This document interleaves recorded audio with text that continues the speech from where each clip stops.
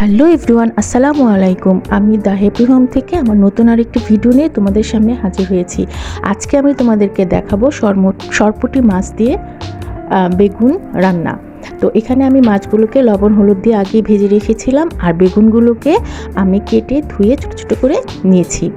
এবার আমি একটি প্যানে পেঁয়াজ কুচিগুলো দিয়ে নিয়েছিলাম, আর পেঁয়াজগুলো যখন বাদামি কালার হয়ে এসেছে তখন আমি এতে দিয়ে দিচ্ছি 1 চা চামচ রসুন বাটা।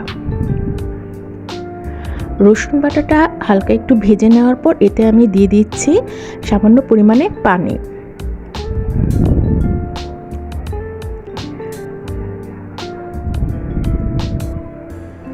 এবার আমি এতে দিয়ে নিচ্ছি 1 চা চামচ হলুদের গুঁড়া, 1 চা চামচ ধনিয়ার গুঁড়া, আর 1 চা চামচ মরিচের গুঁড়া দিয়ে এবার আমি মশলাগুলোকে ভালোভাবে কষিয়ে নেব। দেখো মশলাটা আমার কষানো হয়ে গেছে, উপরে তেলগুলো ভেসে উঠেছে। এবার আমি কেটে রাখা বেগুনগুলোকে এর মধ্যে দিয়ে দিচ্ছি। বেগুনগুলোকে এবার আমি মশলার সাথে ভালোভাবে কষিয়ে নেব।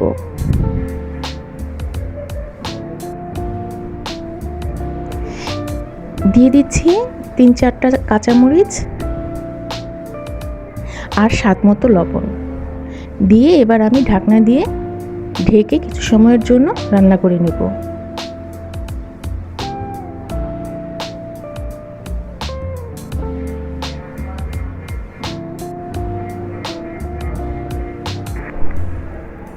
এই তো তরকারিটা আমার কষানো হয়ে গেছে।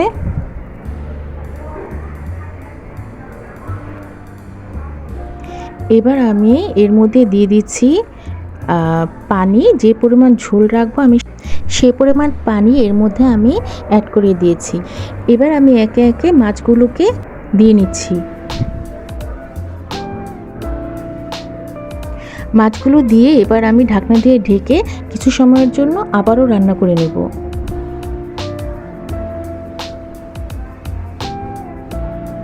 তরকারিতে আমার বলক এসে গেছে। তো এই তো ফাইনালি তরকারিটা আমার হয়ে গেছে, আর আমি এর মধ্যে ধনিয়া পাতা কুচি দিয়ে নিয়েছি। বাস এই তো হয়ে গেছে আমার সরপুঁটি মাছ দিয়ে বেগুনের ঝোল। তো আজ এই পর্যন্তই, দেখা হবে অন্য একটি ভিডিওতে। ও আল্লাহ হাফিজ, আসসালামু আলাইকুম।